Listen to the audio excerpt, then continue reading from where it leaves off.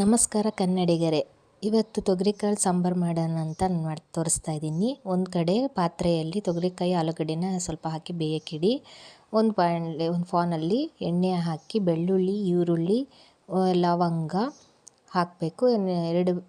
ಎರಡು ಮೂರು ಆದರೆ ಸಾಕು ಲವಂಗ, ಮತ್ತು ಹೆಚ್ಚಿಟ್ಕೊಂಡಿದ್ದಂಥ ಕೊಬ್ಬರಿ, ಒಂದು ಸ್ವಲ್ಪ ಚಕ್ಕೆ ಮತ್ತು ಏಲಕ್ಕಿನ ಹಾಕಿ ಎಲ್ಲನೂ ಚೆನ್ನಾಗಿ ಒಂದು ಸಲ ಹುರ್ಕೋಬೇಕು.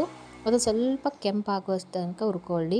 ಯಾವುದೇ ಥರ ಅಲ್ಲಿ ಬೇಯಕ್ಕಿಟ್ಟಿದ್ವಲ್ಲ ಅದನ್ನು ವಿಶಿಲ್ ಹೊಡಿಸ್ಬೇಡಿ, ಹಂಗೆ ಬೇಯಕ್ಕಿಡಿ, ಯಾಕಂದರೆ ಬೇಗ ಬೇಯುತ್ತೆ. ಆಮೇಲೆ ಗಸಗಸೆ ಮತ್ತು ಸ್ವಲ್ಪ ಶುಂಠಿ ಸ್ಲೈಸ್ ಥರ ಮಾಡಿ ಹೆಚ್ಚಿಟ್ಕೊಂಡಿದ್ವಲ್ಲ ಅದನ್ನು ಸಹ ಹಾಕಿ ಹುರ್ಕೋಬೇಕು. ಅದು ಸ್ವಲ್ಪ ಕೆಂಪಾಗೋಷ್ಟರೊಳಗೆ ನಾವು ಸ್ವಲ್ಪ ಟೊಮೊಟೊ ಹೆಚ್ಚಿಟ್ಕೊಂಡು 3 ಟೊಮೊಟೊ ತೊಗೊಂಡಿದ್ದೀವಿ. ಅದನ್ನು ಹೆಚ್ಚಿಟ್ಕೊಂಡು ಅದನ್ನು ಚೆನ್ನಾಗಿ ಫ್ರೈ ಮಾಡಬೇಕು, ಅಂದರೆ ಹುರಿಬೇಕು ಚೆನ್ನಾಗಿ. ಅದು ಒಂದು ಸ್ವಲ್ಪ ಹುರಿಬೇಕಾದ್ರೆ ಕೊತ್ತಂಬರಿ ಕಾಳನ್ನ ಹಾಕಬೇಕು.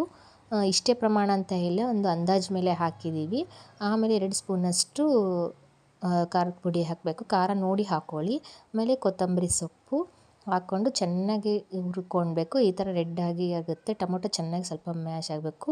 ರುಬ್ಬೋಕ್ಕೆ ಮಿಷಿನಿಗೆ ಅದು ಜಾರಲ್ಲಿ ಹಾಕಿ ಅದಕ್ಕೆ ಹುಣಸೆ ಹುಳಿ ಬಿಟ್ಟು ರುಬ್ಬಿಟ್ಕೊಂಡಿರ್ರಿ. ಈಗ ಬೇಯ್ತಿತ್ತಲ್ಲ, ಅದು ಬೆಂದಿದೆ ಅಂತ ನಿಮಗೆ ಗೊತ್ತಾಗುತ್ತೆ. ಅದು ಆಲೂಗಡ್ಡೆ ಆಪ್ಷನ್, ನಿಮಗೆ ಹಾಕ್ಕೊಂಡ್ರೆ ತುಂಬ ಚೆನ್ನಾಗಿರುತ್ತೆ. ಆ ರುಬ್ಬಿದ ಮಿಶ್ರಣನ ಅದಕ್ಕೆ ಸುರಿದು ಕಲಸಾದ್ಮೇಲೆ ಮತ್ತು ಅದಕ್ಕೆ ಒಗ್ಗರಣೆ ಕೊಡಬೇಕಲ್ವಾ, ಅದಕ್ಕೆ ಒಂದು ಪಾನಲ್ಲಿ ಮತ್ತೆ ಎಣ್ಣೆ ಹಾಕಿ ಸಾಸಿವೆ, ಜೀರಿಗೆ, ಕರಿಬೇವು, ಈರುಳ್ಳಿನ ಹಾಕಿ ಎಲ್ಲ ಅದು ಡ್ರೈ ಆಗೋಷ್ಟರೊಳಗೆ ಒಂಚೂರು ಈರುಳ್ಳಿ ಕೆಂಪು ಆಗುತ್ತಾ ಇದೆ ಅಂದಾಗ ನಾವು ಒಂದು ತಟ್ಟೆ ತೊಗೊಂಡು ಅದನ್ನು ಮಿಶ್ರಣವನ್ನು ಅದಕ್ಕೆ ಹಾಕಿಬಿಟ್ಟು ಮುಚ್ಚಿಡಿ, ಯಾಕಂದರೆ ಒಗ್ಗರಣೆ ವಾಸನೆ ಹೊರಗೆ ಹೋಗಬಾರ್ದು ಅಂತ. ಆದಮೇಲೆ ತಟ್ಟೆ ತೆಗೆದು ಆ ಒಗ್ಗರಣೆನ ನೀವು ಕಲಸಿದ್ರಲ್ಲ ಆ ಪಾತ್ರೆಗೆ ಸುರಿದು ಸ್ವಲ್ಪ ಕುದಿಯೋಕ್ಕೆ ಬಿಡಿ. ನೀವು ಆವಾಗ ನೋಡ್ಕೊಳ್ಳಿ ಉಪ್ಪು ಖಾರ ಇದೆ. ಈಗ ಉಪ್ಪು ಹಾಕ್ತಾಯಿದ್ದೀವಿ, ನೀವು ಉಪ್ಪು ಖಾರ ಇದೆಲ್ಲ ನೋಡಿಕೊಂಡು ಮತ್ತೆ ಹಾಕಿ ಲಾಸ್ಟಿಗೆ ಕೊತ್ತಂಬರಿ ಹಾಕಿದರೆ ಅಲ್ಲಿಗೆ ಸಾಂಬಾರು ರೆಡಿ. ಧನ್ಯವಾದಗಳು.